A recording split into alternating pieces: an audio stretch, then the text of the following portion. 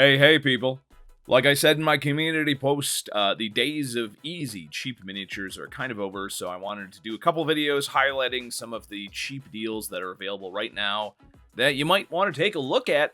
This is the Mantic Terrain Crate Dungeon Adventures Critter Set. That's right, it's 22 critters. And right now, the link below in the description, it's for $12.95, but there's only a few sets available at that price. So if you're lucky enough and quick enough to watch this video, you might be able to snag one up for that deal.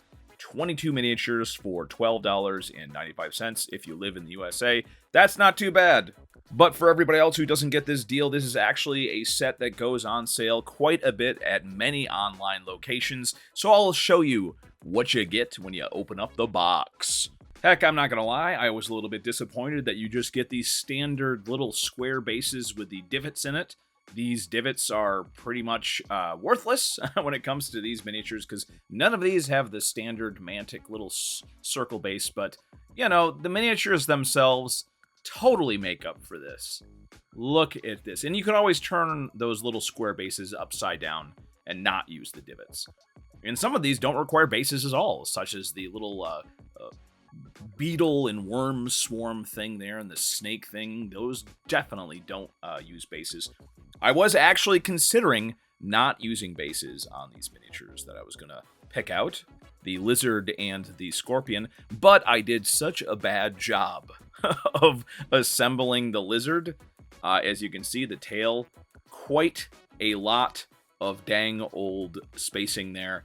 I used my new little bit of UV cure resin to just put a droplet in there, spread it around so it sinks into the crack, and then very quickly used my El Cheapo UV light, and that definitely worked out really great. You'll see the results of that at the end of the video when I have it painted. But yeah, I decided to use some crappy bases that I had tried to duplicate, and when you have an uneven miniature, all you gotta do is find an uneven base and match it up as best as possible. And you know what? These turned out great. Mantic certainly does do some lovely little details in very specific spots. So even if you're an average painter like me and doing it on the quick, you still get a vibrant look just by using simple two-step painting processes.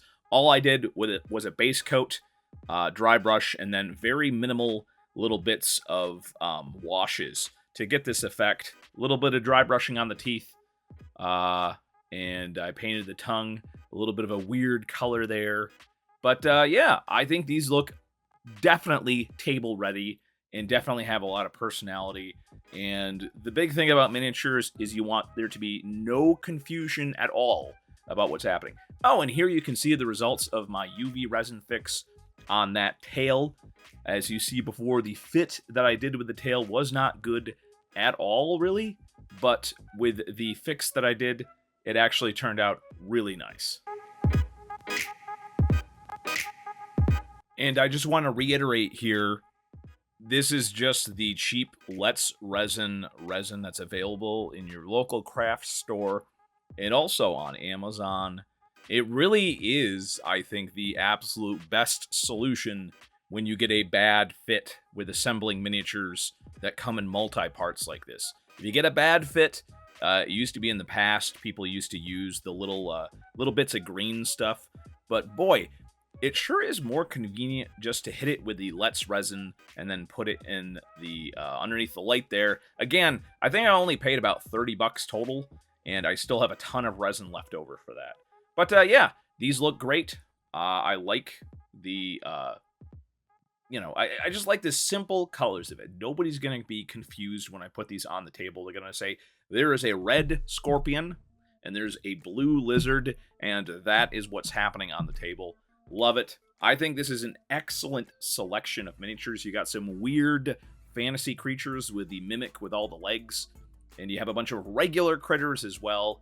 Very useful. I think Mantic did a very good job putting together this little two-sprue set for their dungeon crawling line. These would certainly be very useful in any number of tabletop games.